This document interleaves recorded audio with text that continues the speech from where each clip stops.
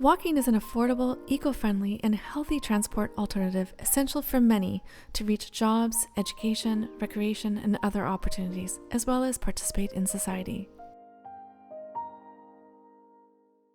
That's why the IDB, in partnership with the government of the Bahamas, has been conducting research using the Complete Streets framework, which puts people at the center.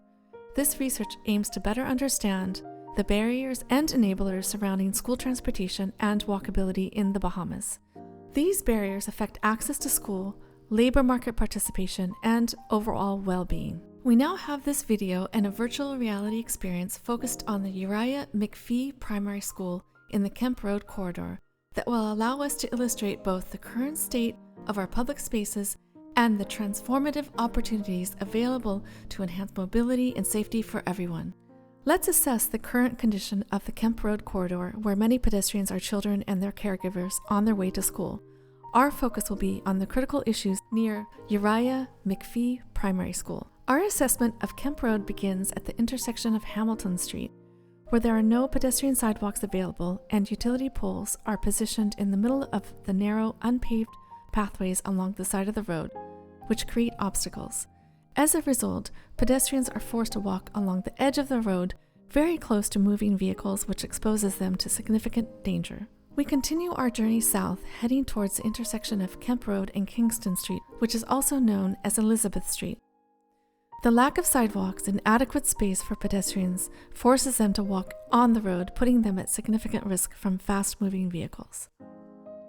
We are now traveling along Kemp Road between Kingston Street and Mortimer Alley. The lack of a sidewalk poses a significant barrier for children and their caregivers on their way to school.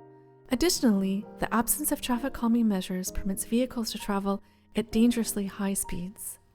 We are currently at Uriah McPhee Primary School, where pickup and drop-off procedures during peak hours are chaotic.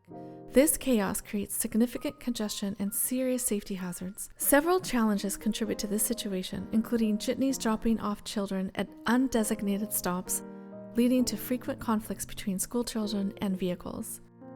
Faded crosswalk markings, a lack of clear horizontal and vertical signage in the school zone, and no designated school zone speed limits, and a flashing crosswalk light that only works on one side. Additionally, the recent installation of perpendicular parking has created a dangerous situation as vehicles can back out directly into the crosswalk. One parking spot located close to the crosswalk poses a particular risk for children trying to cross the street. Vehicles often travel at high speeds, and many drivers engage in distracting behavior such as using mobile phones while driving. Now we arrive at the intersection of Kemp Road and William Street, a staggered T intersection that poses serious risks for many children who navigate this chaotic environment.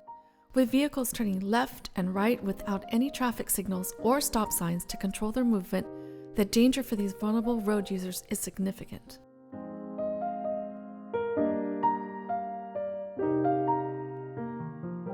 There are no crosswalks or signage to promote motorists to slow down, leaving children to fend for themselves amidst rushing traffic. The sidewalks are fragmented and disconnected, while obstructive utility poles compromise sight lines, forcing pedestrians into the path of oncoming vehicles. Moreover, inadequate drainage results in water accumulation along the sidewalks and at intersections during rainstorms. The lack of essential traffic calming measures adds to an already hazardous situation, calling for immediate attention and intervention to improve the safety of our community's children. The final section of our tour along Kemp Road stretches from Mount Pleasant Avenue to Moncure Alley. This area faces ongoing challenges such as the lack of sidewalks or the presence of dangerously narrow ones, and utility poles blocking the pedestrian path. Moreover, the presence of stray dogs barking at school children as they walk to and from school further complicates an already dangerous situation. Enhancing the walking experience in this corridor will not only improve the safety of our community's children, but also promote sustainable urban mobility for everyone. Investing in walkability and safety improvements is not just a wise decision, it's an urgent need. Therefore, let's return to the area of Uriah McPhee Primary School and explore a possible scenario with the following strategic measures aimed at transforming and improving this public space for everyone. The two-way street on Kemp Road is converted into a one-way in order to allocate more space to pedestrians and children.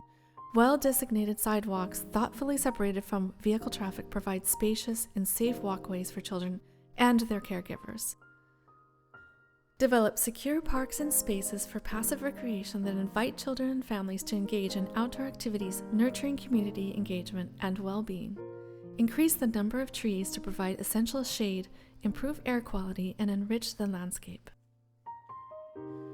Ensure clear pedestrian crossings and implement traffic calming measures such as road narrowing, directional closures, speed bumps, curb extensions, and on-street parking with visible pavement markings and horizontal and vertical signage, including speed limit signs to protect our children.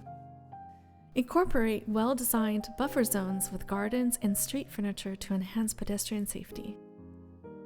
Introduce rain gardens and bioswales to manage stormwater runoff, effectively enhancing environmental sustainability and aesthetics.